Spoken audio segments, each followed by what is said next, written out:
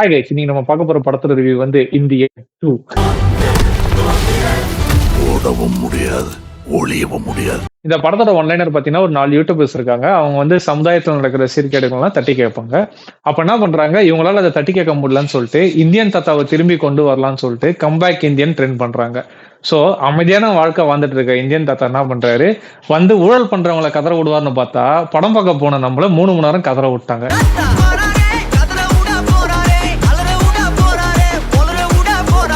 இந்த படத்துல பாத்தீங்கன்னா சித்தார்த், பிரியா பவானி சங்கர், ஜெகனா நடிச்சிருக்காங்க. இவங்களாம் தான் தேவையில்லாத அணியா இருப்பாங்க நம்ம நினைச்சோம். பட் என்ன ஆச்சுன்னா ஃபர்ஸ்ட் ஒரு 20 மினிட்ஸ் பாக்குற மாதிரி தான் இருந்துச்சு. அப்பதான் சார் ஒருத்தன் வந்தான். எப்படி நினைச்சது? சாம்பிராணி பொறுத்து கொண்ட வந்தா வியாபாரம் நல்லா நடக்கும்னா சரி ஊதுறான்னு கூட்டிட்டா சார், கடையை க்ளோஸ் பண்ணிட்டா. அதோட படத்தை வந்து குழி தோண்டி புதைச்சிட்டாங்க. படத்தோட பாசிட்டிவ்ஸ் பாத்தீங்கன்னா சங்கரோட மேக்கிங் அண்ட் விஷுவல்ஸ் இது ரொம்பவே நல்லா இருந்துச்சு. ஆனா இது மட்டுமே ஒரு படத்தை வந்து பாக்குறதுக்கு போதாது. இப்ப நம்ம பார்க்க போறது வர்மம். இந்த படத்துல தாத்தா வந்து நிறைய டைப்ஸ் ஆஃப் வர்மம் பண்ணிக்கிறாரு. அது வர்மம் இல்ல, மர்மம். அது மட்டும் இல்லாம தாத்தா பாத்தீங்கன்னா வழக்கமா கையில தான் வர்மம் பண்ணி பார்த்திருக்கோம். ஆனா இந்த படத்துல ஸ்பெஷலா பூரி கட்டையில பண்ணிக்கிறாரு. பொதுவா பாத்தீங்கன்னா ஒரு ஆக்டரோட ஆக்டிங்க இன்னொரு ஆக்டரோட ஆக்டிங் தான் ஓவர் ஷேடோ பண்ணுன்னு சொல்லுவாங்க. ஆனா இங்க கமலோட ஆக்டிங்க கமலோட மேக்கப் ஓவர் ஷேடோ பண்ணிருக்கு. அது ரொம்ப கொஞ்சம் ஓவர் டூ பண்ணதுனால அவரோட ஆக்டிங்கை வந்து நம்மளால ரெகக்னைஸ் பண்ண முடியல. இந்தியன் 1 பாத்தீங்கன்னா எவ்வளவு ரியலிஸ்டிக்கா எடுக்க முடியுமோ அந்த மாதிரி எடுத்திருப்பாங்க. ஆனா இங்க பாத்தீங்கன்னா கதைப்படி பார்த்தா ஒரு 100 வயசு மேல இருக்கும். ஆனா சும்மா சில்லுன்னு நடக்கிறாரு.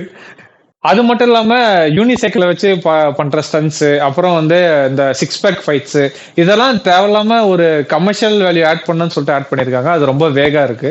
இந்த படத்தோட பிரச்சனையா பாத்தீங்கன்னா நிறைய லாஜிக் மீறல்கள்.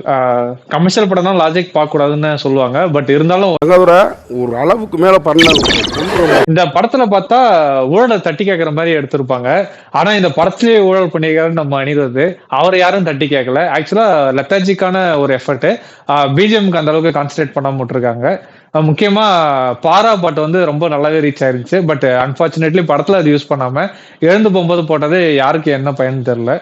கமல் வந்து கொஞ்ச நாளுக்கு முன்னாடி ஒரு இன்டர்வியூ சொல்லியிருப்பாரு, எனக்கு இந்தியன் 2 இந்தியன் 3 தான் ரொம்ப எதிர்பார்த்திருக்கேன்னு. நம்ம அப்பயே யூகிச்சிருக்கணும் படம் ரொம்ப வீக்குன்னு.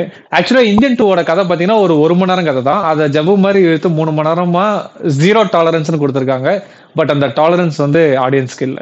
பெட்டர் என்ன பண்ணிருக்கலாம்னா இந்தியன் 2 தவிர்த்துட்டு இந்தியன் 3 ஸ்ட்ரெயிட்டா ரிலீஸ் பண்ணிருந்தாங்க, இன்னும் கொஞ்சம் சூப்பரா இருந்திருக்கும். இந்த படத்தோட டைரக்ஷன் டீம்ல வந்து சங்கரோட லிட்டில் பிரின்சஸ் இருப்பாங்கன்னு நினைக்கிறேன். ஏன்னா சோசியல் மீடியா தான் உலகன்ற மாதிரி எடுத்திருக்காங்க.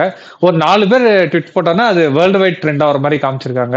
பட் இங்க நாங்க 4 பேர் போற வீடியோவே ரீச் ஆக மாட்டேங்குது. அதுதான் ஹார்ட் ரியாலிட்டி. தொடர்ந்து எங்க வீடியோஸ் பாக்குறதுக்கு எங்க சேனலை சப்ஸ்கிரைப் பண்ணிக்கோங்க. இந்த வீடியோவை லைக் பண்ணிட்டு உங்க கருத்துக்களை கமெண்ட்ஸ்ல போடுங்க. மறக்காம வீடியோவை ஷேர் பண்ணிருங்க. பை.